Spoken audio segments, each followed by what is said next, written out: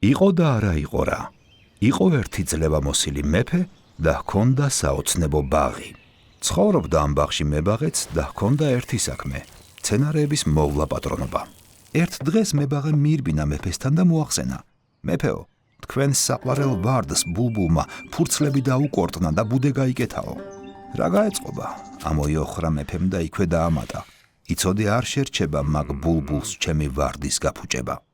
მეფის სიტყვა მალევე გამართლდა. ვარდის ეკლიან ყელზე გველი ასრიალდა და ბულბულს ბარტყები შეუჭამა.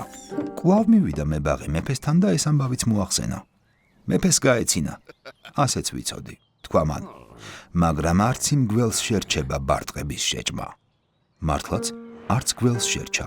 ერთ დღეს, როცა მებაღე თიბავდა, გაუსვა გამოუსვა ბალახს ცელი, ვერ შეამჩნია გველი და შუაზე გაჭრა.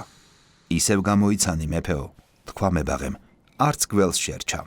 მეფემ თავი გააქნია და ახედა მებაღეს. კი უნდა მიხვდე, რომ არც შენ შეგრჩება გველის მოკლა მებაღეო და არც მებაღეს შერჩა. ერთხელ ბაღის შადრევანში მეფის ასული ბანაობდა. მებაღეს სულმა წაძლია და ბუჩქებიდან შეიჭრიდა. შეამჩნია მეფის ასულმა, შეკივლა და იმ წამს ჯარისკაცები გაჩნდნენ მებაღესთან. გაკოჭეს, აუკრეს თვალები და წაიყვანეს მოედანზე სიკვდილით დასასჯელად. ბრაზობდა მეფე, შეუვალი იყო, თუმცა სიკვდილის წინ მებაღემ ბოლო სიტყვა ითხოვა და მეფემაც ნება დართო. ბულბულს არ შერჩა, გველს არ შერჩა, მე არ შემრჩა და არც შენ შეგრჩება მეფეო. ჩამოწვა წამიერი სიჩუმე. მებაღის სიტყვებმა მეფის გონებაში ეკოდ გაიჟღერა. პირველად დაინახა მეფემ მანკიერი წრე, სადაც ძალადობა მხოლოდ ახალ ძალადობას შობდა და მეტს არაფერს. ხელი ასწია, ჯალათები შეაჩერა და ბრძანა. გაათავისუფლეთ.